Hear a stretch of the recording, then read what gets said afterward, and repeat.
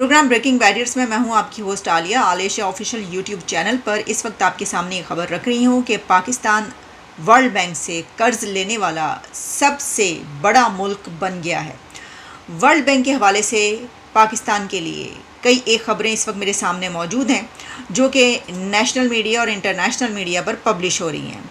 सबसे पहले इसी पे बात किए लेते हैं कि पाकिस्तान आलमी बैंक से कर्जा लेने वाला सबसे बड़ा मुल्क बन गया है। एक रिपोर्ट जो कि 2023 में बताई जा रही है कि इसमें पाकिस्तान ने इंटरनेशनल डेवलपमेंट एसोसिएशन प्रोग्राम के तहत 2 अरब 30 करोड़ डॉलर्स का कर्ज लिया। 2 बिलियन एंड 30 करोड़ डॉलर्स का कर्जा लिया है, जबकि IDA से सैलाब मुतासरीन को 1 अरब 70 करोड़ डॉलर की एड भी दी गई। अच्छा, रिपोर्ट के मुताबिक जो सैलाब की वजह से ज़ाहिर है कि जो नेचुरल डिज़ास्टर्स होते हैं उनके ऊपर उस मुल्क को इस तरह की फैसिलिटीज़ प्रोवाइड की जाती हैं, जिसमें कि मकानों की तामीर है और फसलों के लिए कि अगर फसलें ख़राब होंगी उसके लिए क्या किया जाए। फिर इसमें हेल्थ केयर के लिए काफ़ी पैसा दिया जाता है। तो IDA के ज़रिए पाकिस्तान को बजट सपोर्ट के लिए 1 बिलियन डॉलर्स प्रोवाइड किए गए। रिपोर्ट में बताया गया है कि पंजाब में ख़ास तौर पर जो ये क्लाइमेट चेंज की बिना पर बहुत मुकाबला करना पड़ा इस मुल्क को, तो इस बिना पर 20 करोड़ डॉलर्स वो का प्रोग्राम भी शुरू किया गया।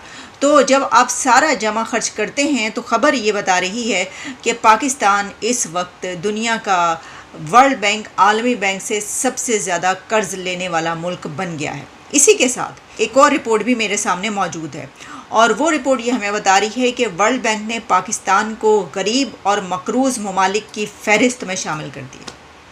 अच्छा, वैसे ये कोई नई बात है नहीं कि पाकिस्तान एक गरीब मुल्क है और पाकिस्तान एक कर्ज़ा लेने वाला मुल्क है, एक मकरूज़ मुल्क है जिसके ऊपर billions of trillions of dollars के कर्ज़े चढ़े हुए हैं। ये कोई नई बात तो नहीं है। यानी एक तरफ जब खबर ये आ रही है कि वर्ल्ड बैंक से सबसे बड़ा कर्जा लेने वाला मुल्क जो वो पाकिस्तान है, तो फिर दूसरी खबर तो ये आएगी कि वर्ल्ड बैंक ने पाकिस्तान को गरीब भी कह दिया है और सबसे जो मकरूज़ भी कह दिया है, उस लिस्ट में शामिल कर लिया है। मेरा तो ख्याल है कि टॉप ऑफ द लिस्ट नाम जो है वो पाकिस्तान का होगा। आलमी बैंक ने पाकिस्तान को कर्ज़े के बोझ तले दबे हुए गरीब ममालिक की लिस्ट में शामिल करते हुए कहा है कि पाकिस्तान का 2027 तक कर्जा GDP जो है वो 89.3% तक बढ़ सकता है। ये बहुत अलार्मिंग सिचुएशन है। ये जो फैक्ट्स एंड फिगर्स हमारे सामने आ रहे हैं बहुत अलार्मिंग है। इसको देखने की ज़रूरत है, लेकिन कौन देखेगा और किसको ज़रूरत है और देखने से क्या फ़ायदा होगा। वर्ल्ड बैंक ने ये कहा है कि पाकिस्तान के जो पार्लियामेंटेरियंस हैं, जो कैबिनेट मेंबर्स हैं और जो वज़ीर ख़ज़ाना है, फाइनेंस मिनिस्ट्री और इसके अलावा जितनी भी स्टैंडिंग कमेटीज़ हैं, उन सब के जो मेंबर्स हैं वो टैक्स पॉलिसी को जब बनाते हैं तो उसमें बहुत ज़्यादा जो इन्फ्लुएंशियल लोग हैं वो शामिल होते हैं, उनकी से शामिल होती है और बहुत ज़्यादा इन्फ्लुएंस किया जाता है उसको। ठीक है, आप समझ रहे हैं ना, मतलब ये तो एक आम सी प्रैक्टिस है, आप जानते हैं पाकिस्तान के अंदर इस तरह की। अच्छा जी, इसमें अपनी जो है वो 1.5 ईंट की मस्जिद बनाने की तो वैसे ही हमें बहुत ज़्यादा आदत है। तो वो ये कह रहे हैं कि इस वजह से जब लोग अपना असर व रसूख इस्तेमाल करते हैं, अपनी से रखते हैं और इस बिना पर उनकी बात मान भी ली जाती है और जो कहा जाता है वो उसके अंदर लिख दिया जाता है, पॉलिसी बना ली जाती है, तो जो रिफॉर्म्स हैं वो नहीं हो पाती। ये वर्ल्ड बैंक की रिपोर्ट है, मैं आपके सामने रख रही हूँ। हम तो जानते ही हैं अंदर से, लेकिन अब आप देखिए कि वर्ल्ड बैंक भी आपको ये कह रहा है। IMF तो पहले से ही कह रहा है, अब वर्ल्ड बैंक भी कह रहा है। फिर आप ये कहेंगे कि उसके तो हेड ही अजय बंगा है, वो तो हेड जो है वही इंडियन है, तो हम कैसे मान लें, ये तो हमारे पर जानबूझ के ऐसा हो रहा है।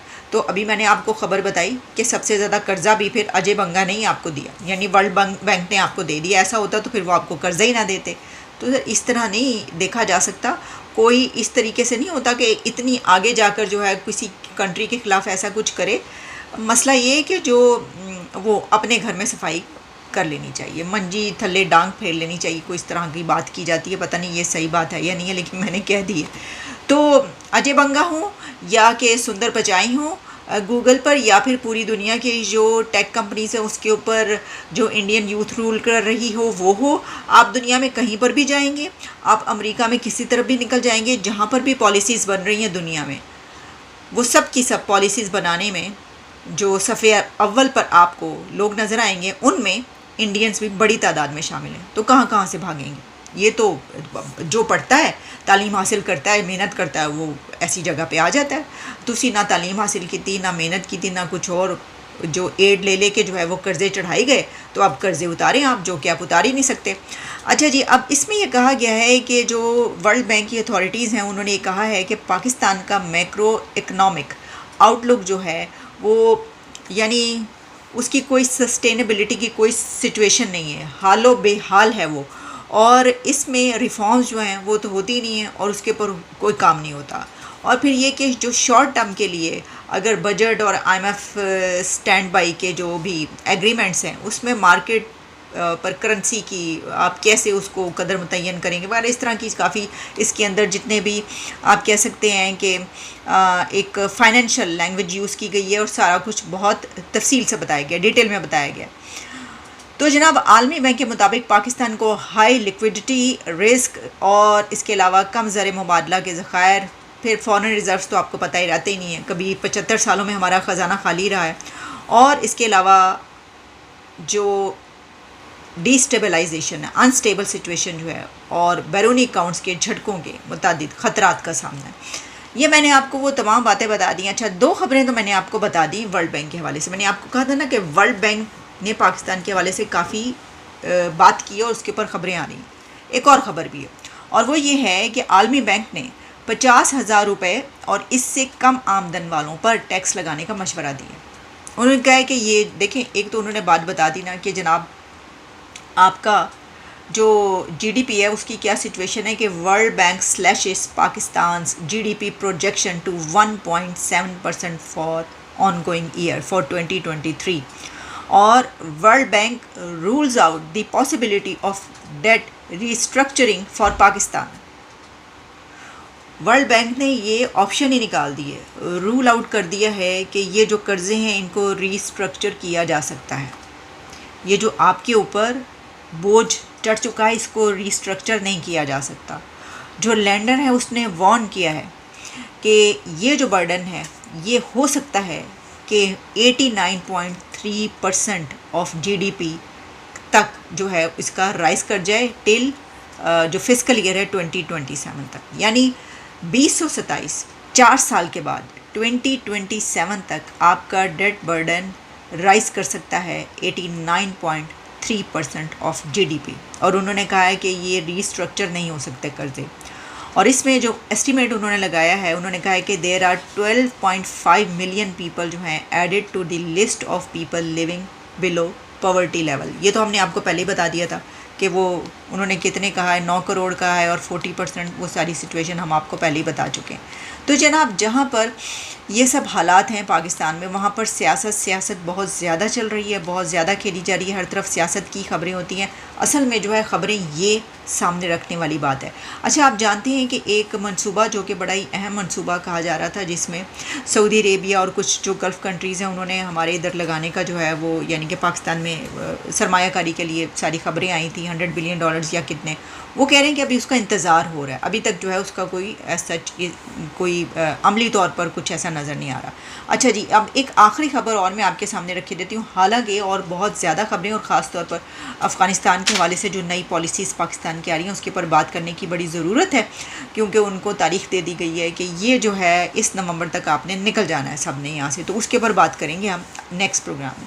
अभी जनाब एक और अफजल नदीम डोगर साहब जो कि जियो न्यूज़ में खबर दे रहे हैं कि लाखों डॉलर्स की अदम अदायगी, PIA का कनाडा ऑपरेशन बंद होने का ख़दशा। सर, बंद ही करना है, तुसी सारा कुछ खोलना कुछ नहीं।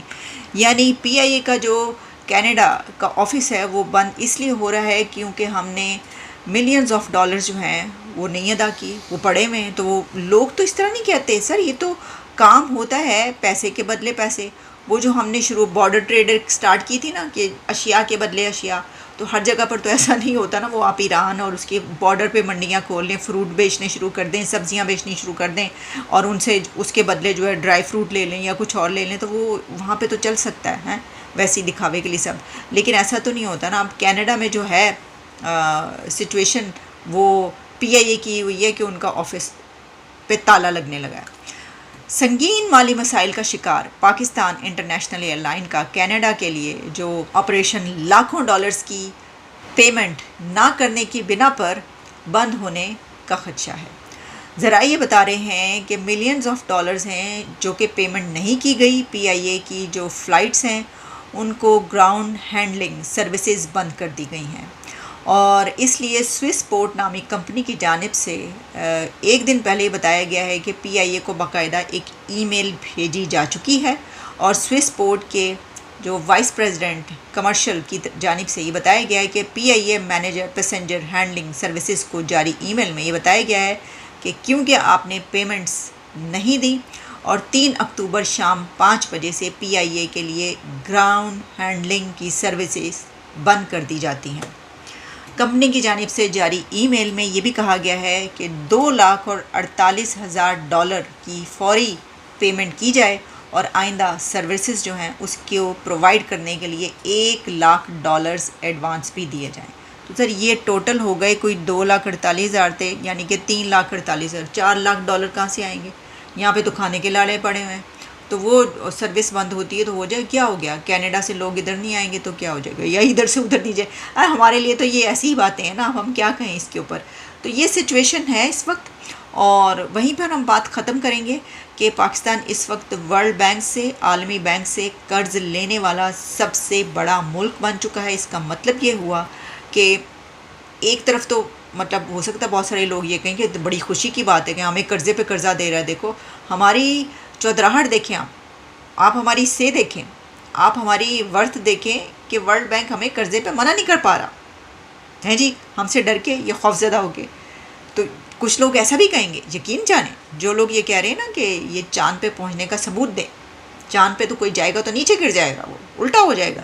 तो वो लोग फिर ये भी हो सकता है कह रहे हो इस वक्त कि ये तो अच्छी बात है, सबसे बड़ा मुल्क तो हमें कर्ज़े पे कर्ज़ा मिल रहा है, लेकिन वो कर्ज़ा आपने अदा भी करना है, जो मैंने आगे सारी तफसील और डिटेल्स आपको बता दी।